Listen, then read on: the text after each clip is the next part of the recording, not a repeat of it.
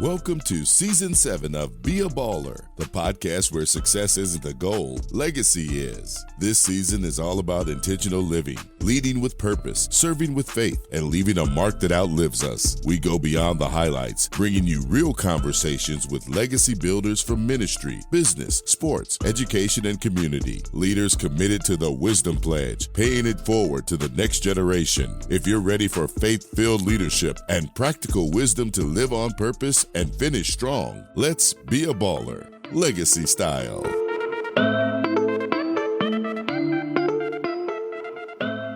Welcome to another special Fatherhood Month edition of Pass the Torch, Generational Legacy. This is a podcast where we celebrate the wisdom, values, and life lessons passed from one generation to the next. Today, we have a remarkable father-son duo join us in the studio. Ronnie Stokes is a former OSU basketball standout, a longtime voice of Ohio State basketball as a radio analyst, successful entrepreneur, and devoted father.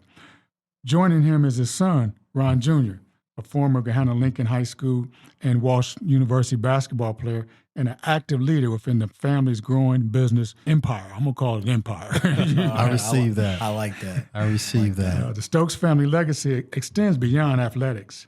It's a story of faith, family, leadership, entrepreneurship, and intentionally parenting. Together, they represent what it looks like to pass the torch from one generation to the next. Ron and Ron Jr., welcome to Pass the Torch Generational Legacy Podcast. It's a pleasure to be here. Thank you. Happy to be here. Yeah, we're glad you're here today. Ronnie, we're going to go back to, you grew up in a blended family. Yes. With 13 children in Canton, Ohio. How did that experience shape your understanding of family and fatherhood? Well, having a big family, there's more advantages than disadvantages. The one small disadvantage is that you had to learn how to eat fast. Right. Wasn't a lot of food around. But the advantages of just having a lot of brothers and sisters who loved on you and supported you. And every time I see my brothers and sisters back in Canton, Ohio, or wherever they may be today, I tell them how much they impacted my life by being that big brother, big sister as I was growing up. As you think about that, who are some of the people who influenced you as a young man and helped you shape the father you have become? Yeah, when I was growing up in Canton, there was really only one person that I could remember that was close to me or in my inner circle that was college educated, and that was my sister, one of my older sister's boyfriend. His name was Ronnie Stokes. I knew he was a graduate at, I believe it was Bowling Green, and he talked different, act different. And when he was around me, he always took the time to give me some good words of wisdom. He coached me in the summer league, and unfortunately, he's not with us today, but long remembered and respected. And he was one of the guys that were very influential to me from an educational standpoint. Obviously, my father was a very important part of my life as well. Mm-hmm. What were some of those life lessons you learned from your dad? How to work. I mean, I remember he worked in construction, and just as a young kid, my mom was stay-at-home mom. She would make his lunch, and I would see him, waking up early, going to work, and then coming home all dirty. And I was hoping that he would leave something in his lunchbox so I could eat it, right? But just seeing him come home and being the breadwinner and just being there is an image that I will never forget. And it laid the foundation to what I have attempted to do as being a father to my children. When you became a father, what values were most important for you and your bride, Levita, to install in your children? Well, first and foremost, be accountable. We have a very simple rule that I've instilled in my life, and I try to with my kids: be a little better than you were yesterday, and be better tomorrow than you are today. Just that way, and try to impact the world in your own way. You can't change the whole world, but in your own community, in your own circle, just be as good as you can be, and treat people like you want to be treated. And those are the things that were most important. Always work hard, have a standard of excellence. And those are things that I valued and try to instill in my children. You guys have done it well. You've done it well. Thank you. Ron Jr., let's bring you in on the conversation. Okay. What are some of the earliest memories of your father that stand out today? I think for one, it's just like he touched about his father. My dad was always working. And not to say that he wasn't around, because I think I knew at an early age that my dad was a hard worker and he was always there for the good stuff, like those moments like basketball games or tryouts or stuff like that. And that meant a lot to me that he took the time out of his busy work, his busy time of the day to always be for those special moments. And one of the coolest moments, I think, was when he was coaching me. I think it was like 4th or 5th grade in AAU. And we were playing in his hometown, Canton, Ohio. Okay. And I was having a really, really good game. Okay. And somehow I was able to get away with 7 fouls. And I think that had to do a lot with, him being a legend there. But it was just that one moment together was just priceless. Awesome. It was priceless. And I'll never forget that. But him being a hard worker like that, it's awesome. Yeah, sometimes I always share with dads that our children, they don't need our presents, but our presence. Yep. Keep the presents, keep the Jordans, keep all that stuff. But it's nothing more than the presence of being around. Ron Jr., what lessons did you learn at home that continue to guide you as a man? I think being accountable, like my dad just said, and just being a good man and a good husband, and watching my dad how he treated my mom and just how he provided for the family. I just knew like I wanted to create that same pattern and lifestyle for my family I have today. And I have a beautiful wife at home, 2 beautiful daughters, and I wanted to be the man like my father. So when my daughters see me, they can look for that same type of man for their future husband and bring that home. So that's one of the big things, just being accountable, being a good man, and being a good husband. I'll cherish that. That's good. Ronnie, we know you're a sports guy. Sports have been a major part of your family story. How did you use athletics as a tool to teach life lessons rather than just winning games? Yeah, that's one of the most beautiful things about athletics is because you're forced to do many other things that will equate to success in any endeavor, right? You have to respect the leadership, which ultimately is your coach. And you have to get along with your teammates, right? What ultimately could be your coworkers as you get out in the field of work. Sacrifice, perseverance, being able to do all the things that you need. Put the team first. Those are the things that I take away from sports all the time. And I tell people this today: to become a leader, you have to be a follower first, because you respect the leader. And you do the things as a follower to allow the leader to lead. And then you, once you're in a position to be a leader, you understand what it really means. And so that was important to me. I learned that all from sports. Ron Jr. mentioned about you being Coach Dad. So how intentional were you about separating Coach Dad from simply being dad? Yeah, that wasn't easy. And I'll tell people today, people ask me like, why didn't you go into coaching? I said, I'm not cut out to be a coach. I'm not. I have a very low tolerance with officials. And I apologize right now for all the yelling I did to the officials when I was a coach. I didn't mean it. Don't take it personal.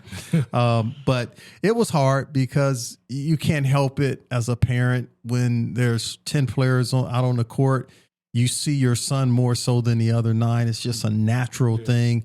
I guess some people can do it better than others, but it was very difficult for me. That's why I didn't coach a lot. So, yeah. Ron Jr., what lessons from sports taught by your father have stayed with you the most? I think it's just the work ethic. He just always instilled because there's obviously, I wasn't like the best player growing up. There's obviously better players out there, but he said, if you outwork that player, you'll always stay on the floor. And I was a defensive guy like my dad. And I took that tenacity on the court, especially on the defensive side, to stay in the game and just did whatever I had to do to win the game. I was a team first guy. And my dad said, look, he said, you don't have to make every point, but the one thing that I want you to do is make sure you work hard and you make your free throws. That's the one thing that my dad always taught us when it came to being on the court. And those lessons helped me in life and what I'm doing today. Ron Jr., you look back, was there a moment during your basketball journey when your father's advice made a significant difference? Yeah, going into my junior year of college at Walsh, the season wasn't going the best that I would liked it to be.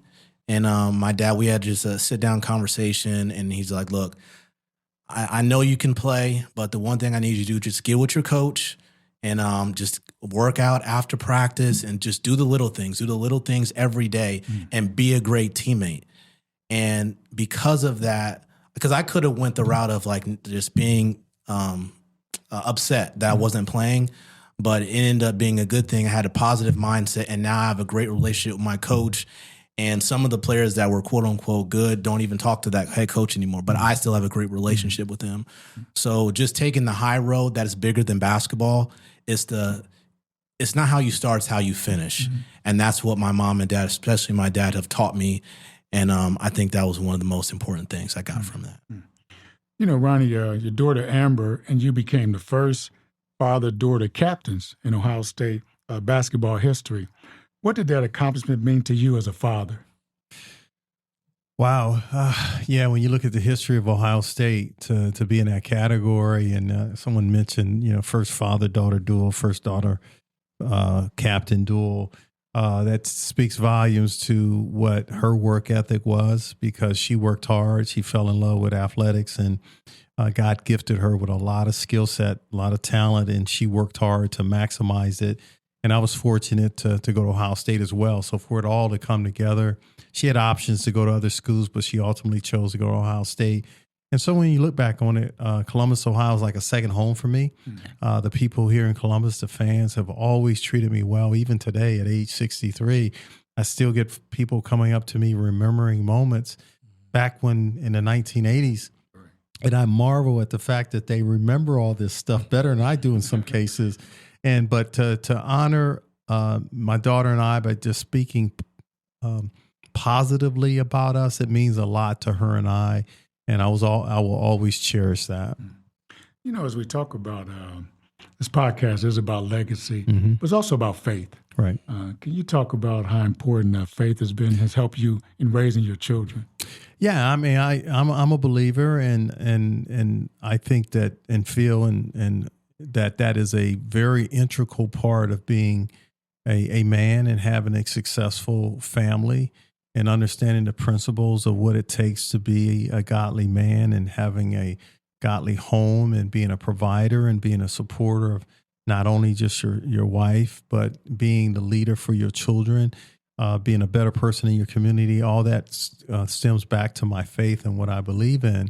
So it's very vital. And I'm so happy that I have those guidelines and principles and standards in my life, because I feel that it's equated to my success that I have. And I didn't do it by myself, obviously, but it's been very rewarding to know that I have a Heavenly Father, and I have that ability to talk to Him and utilize all of the gifts that He's given me in life. You know, Ron Jr., what was it like growing up in a household of faith? Well, I just know we always had to be on church at Sunday, no matter what. And my mom and dad did a great job, you know, put us in that position. We have a great pastor, Pastor Forbes at Columbus Christian Center. Love that guy. He's known me his whole life. I was baptized when I was a little kid, baptized when I was a grown man, and then he officiated our wedding. So I know faith is very important. You got to put God first in business and your relationships. And again, I get that from my mom and dad, and I try to instill that into my kids that I have now. Awesome. You know, the title of this podcast is Pass the Torch. Ronnie, what does passing the torch mean to you? Yeah, man, this is one passionate thing about me. I get really emotional because, you know, when I look at my mom and dad, I lost both of them. They're no longer living now. But they instilled in me work ethic. Both of them grew up during Jim Crow. A lot of people don't, you know, these younger kids don't know what that means. That's a very negative part of America. You know, America is one of the greatest countries in the world, but just like any country, there's some scars, there's some things that it's not proud about. But Jim Crow didn't allow a lot of people of color to thrive. And my mom and dad grew up during that era, and they made a point to make sure, like most parents are, they want their kids to be better than what they were. So they instilled in me about working hard, getting educated. I was very fortunate to get a scholarship at Ohio State, and that gave me access to education and to a network that I've been able to take advantage of. So, going back to that was a very, very powerful time for me. And I knew at that moment when I got educated and I learned about wealth and a little bit how to create it, I knew that the days of poverty in the Stokes family was going to be ended. Amen. Yep. Amen. As your children become adults now, how is your role as a father evolved? Because, it changes a little bit. Well, you never stop being a parent. Okay. It's just as your children evolve and as they grow older, they need different things from you. Obviously, when they're infants, they need you to do every single thing.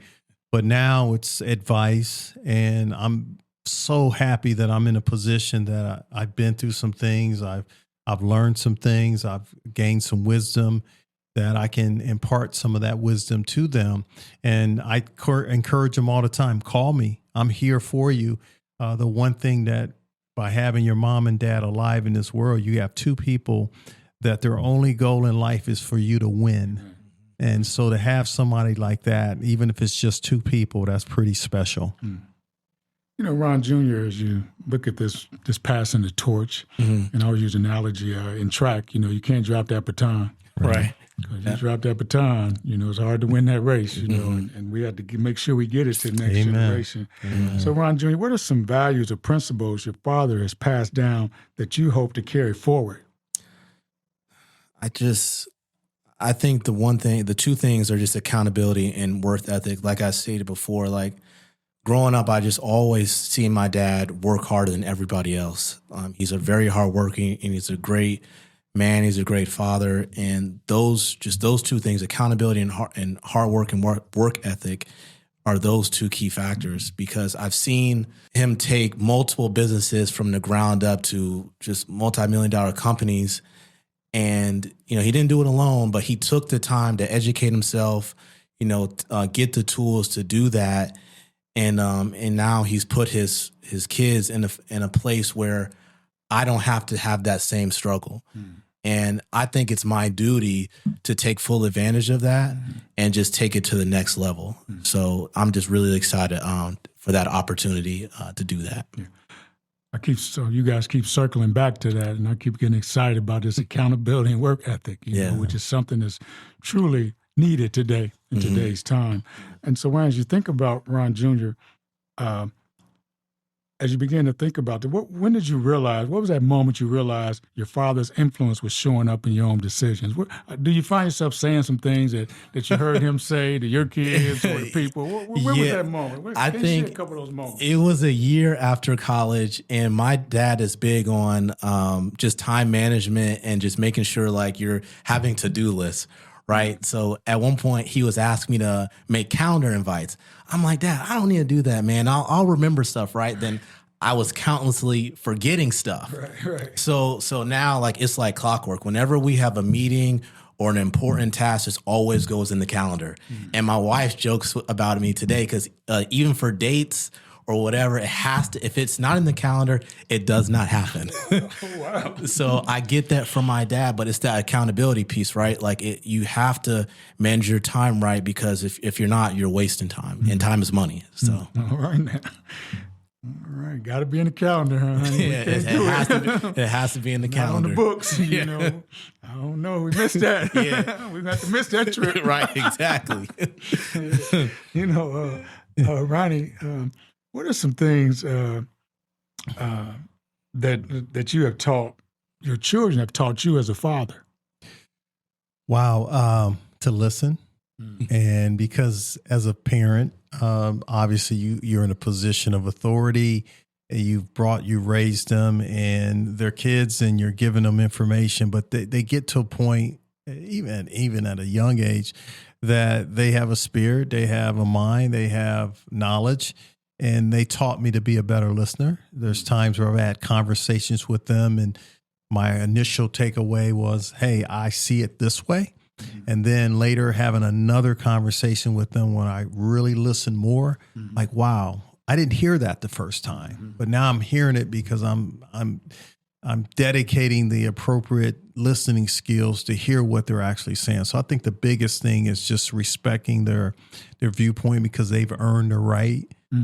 They're great kids. They're not perfect. No one is, but they've done all the good things that you would want as a parent to see in your children. That's good. Good. This is for both of you all, being one generation to another generation.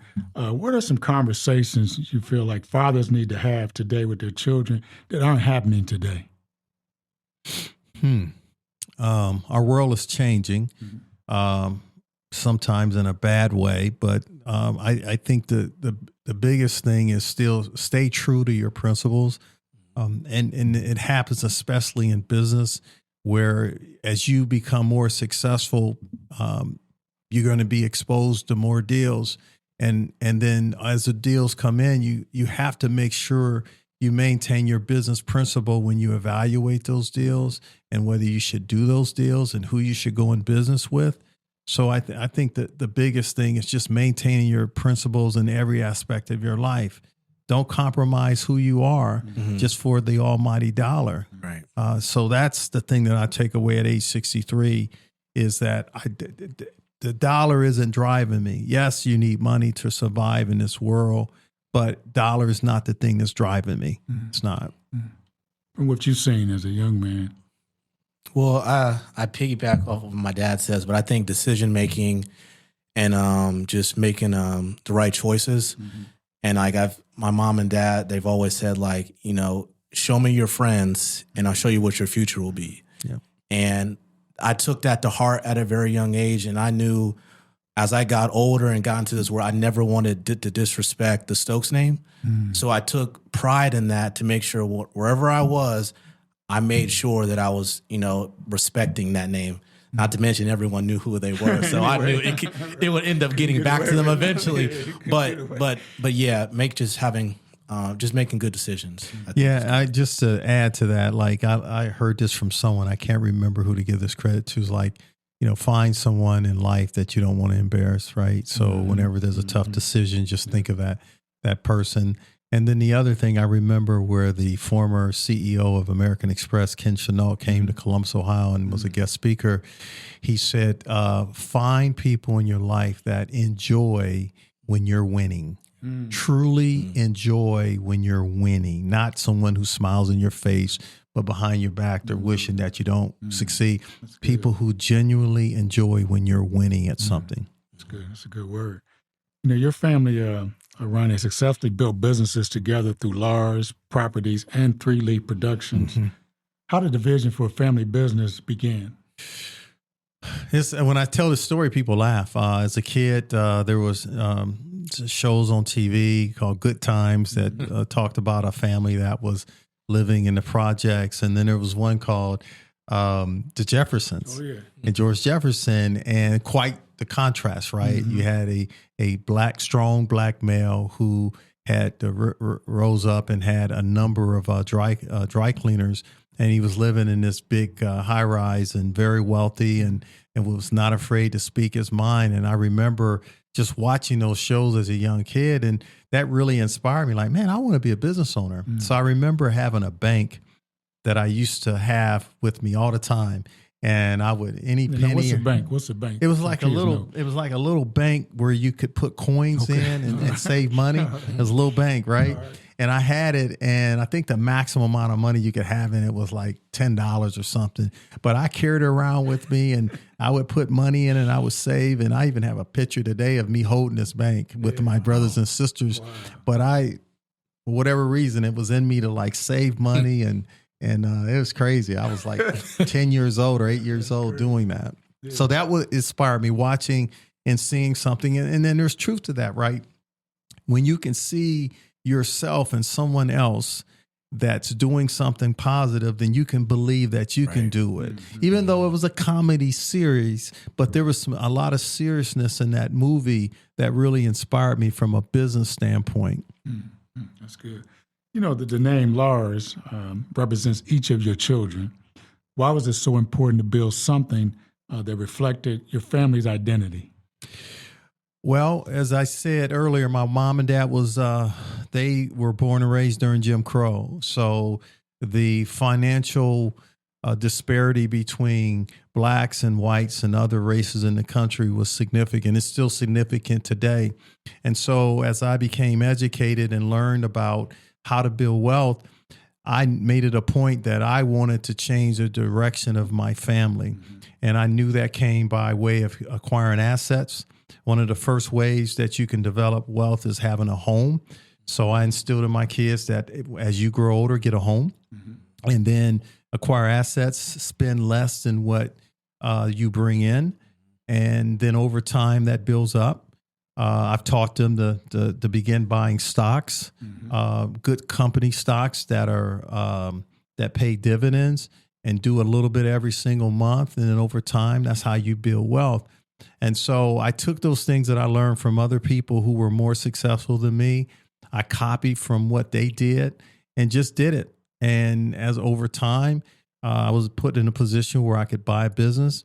I took those principles that I learned as an athlete, rolled up my sleeves, and I got after it, and surrounded myself with people who wanted me to win and shared the same vision. And then, 20 years later, we're reaping the benefits from it. That's good.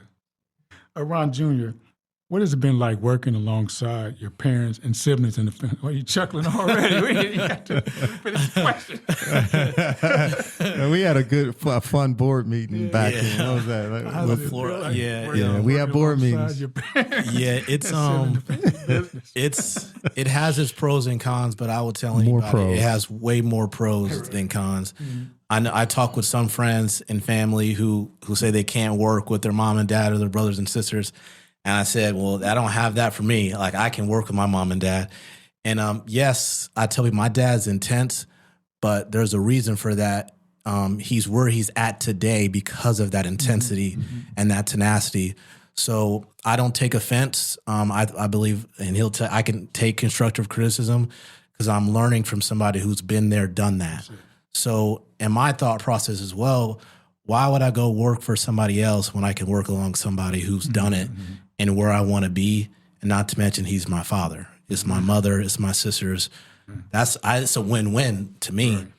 So he's, like I said before, my mom and dad has put my sisters in a phenomenal position to be successful.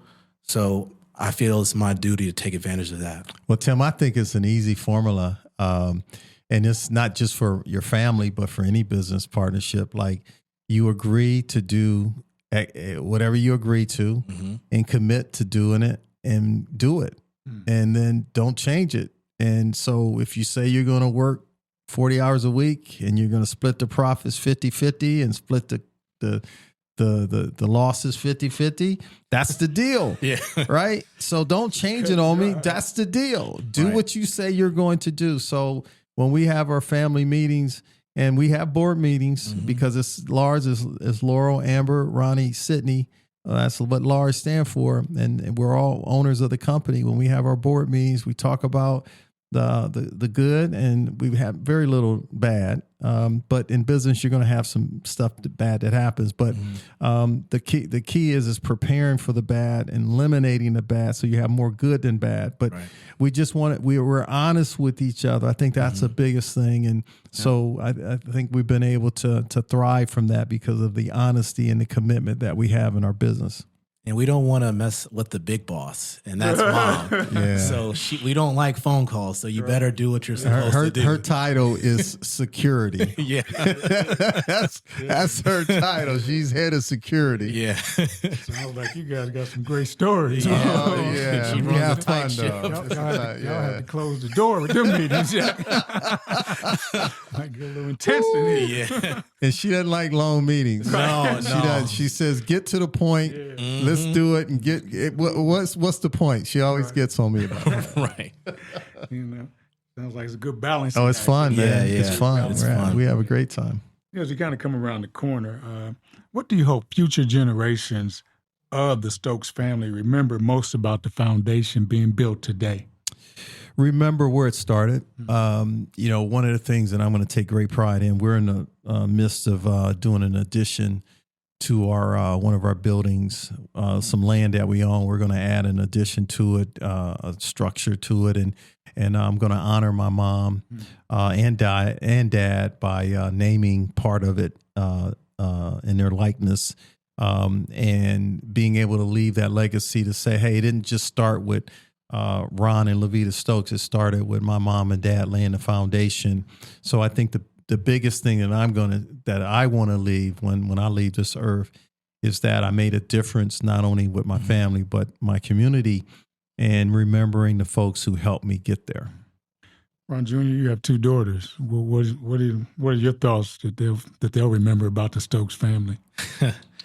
They're going to know that their grandfather, we call him Poppy, and their grandmother, they call her Nana, that they worked extremely hard and sacrificed a lot to provide the foundation that we have today.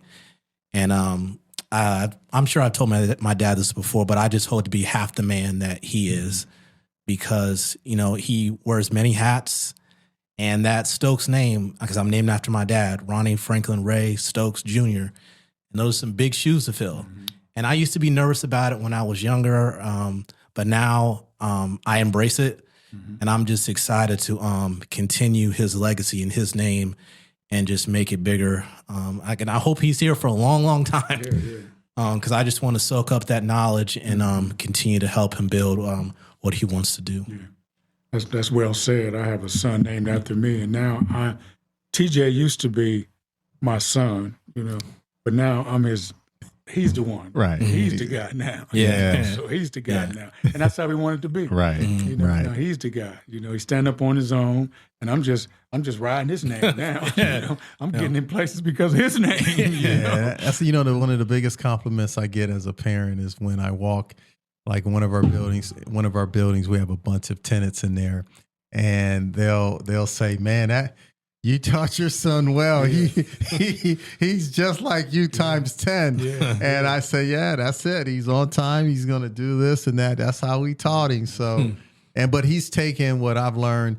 And the biggest thing that I've said to him, one of the biggest things I've said to him is learn from my mistakes so that you don't make those mistakes, and be better at things with that. Ronnie's better with people. He's learned from me, and I see he's a better version of me, and I love seeing that. As we wrap up, we're going to close with Fatherhood Rapid Fire. Okay. Now, all right. We don't need long answers now. Okay. Rapid fire. I got you. So we'll start with Ron Jr. What's one word that best describes your father? Intense. Intense. All right, good. We're going to leave it there, now. Dad, what's one lesson every son should learn from his father? One thing that every son should learn from his father. One thing that a son should learn from his father. Wow. Man, that's a great question. That's a good question. One thing, how to truly be a man of God. Because once you're that, everything else falls into place. That's good. Ron Jr., one lesson every father should learn from the children. Now, what should dad be learning from you all? That's a good one. I think just to listen and learn to understand their children. Yep. Good. This is for both of you all. What's your favorite family tradition? I'll go first. The one thing for me is family trips. So we're fortunate. We're business owners. So we strategically schedule a business retreat that turns into a family vacation. And according to all the tax codes, that's legal. We do that. And those are my favorite moments because we get together as a family, rent a big house, and we're there and we do business and then have fun. Nice. I think it's Christmas time and putting that tree together. My mom, since I was a little kid, I always look forward to that time where we got to put the tree up. And I don't know where this came from, but anytime I traveled or went to a different state or anything like that, I'd always make it a point to get my mom an ornament from that place. And then we put it on the tree and it would get bigger and bigger. And now that we have, now I have grandchildren, they're there to help my mom put the tree together. And it's just that's a special time with her that I'll always cherish. What is one thing you're most proud of each other? The most proud, hearing other people say great things about him, that every time they're around him, he's always smiling and he makes the place better. When I hear people say that, I just well up with pride and joy and emotion, and I can't put a price on that. Yeah.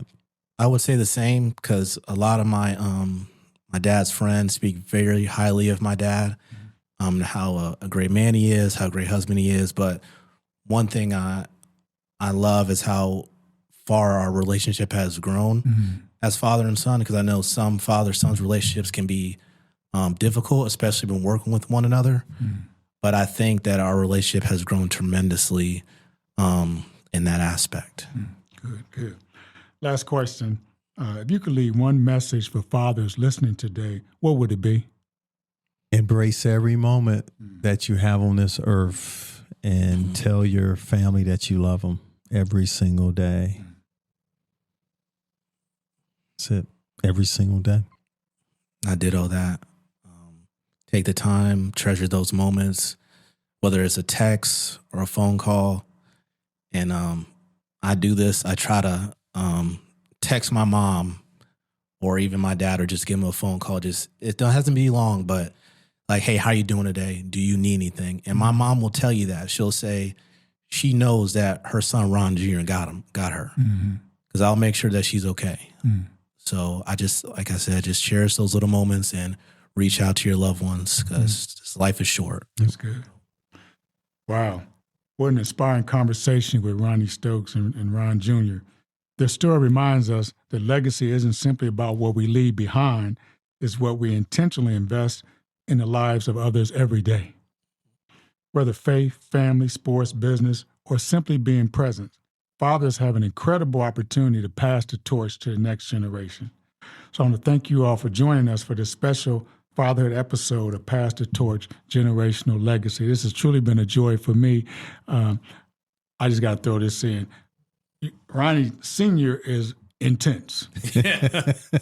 In a good way. In a good way. And I've never seen him laugh as much, smile as much today. And I've known him for years. I've never seen that. You done brought something out of him today. You can loosen him up. He's smiling, having a good time. Now, leave out the studio, he's going to be back to business. Right, exactly. But at least right now. We're having fun. It's been good. We're having fun. Thanks, Tim. Be sure to subscribe, share this episode with a father, son, mentor, or family member. And remember, the greatest legacy you'll ever leave is the impact you make on the people you love. Until next time, keep building, keep leading, and keep passing the torch. Thank you guys for being part of the show today. Thank you. It was a pleasure to be here. Thank you. When's the last time you reviewed your financials with your banker? An annual checkup can help you strengthen cash flow, optimize loan structures, and plan for growth.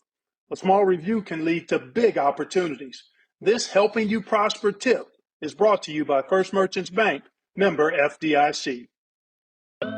Thank you for spending time with us here on Be a Baller podcast. Remember, legacy isn't built by accident. It's built through daily choices, faithful obedience, and intentional impact. If today's conversation encouraged you, challenged you, or spoke to your heart, share this episode with a friend, a teammate, a leader, or someone who's ready to live with purpose. That simple act of sharing helps us grow the movement and spread legacy-minded living. We want to invite you to join the legacy movement. This is more than a podcast. It's a call to action. And one of the best ways to go deeper is by grabbing your copy of the book, Living a Legacy. It's a powerful resource designed to help you apply what you're hearing and start building something that truly lasts. Until next time, keep showing up, keep pouring into others, and keep building a legacy worth following. Thanks for listening, and remember, be a baller, live on purpose, leave a legacy.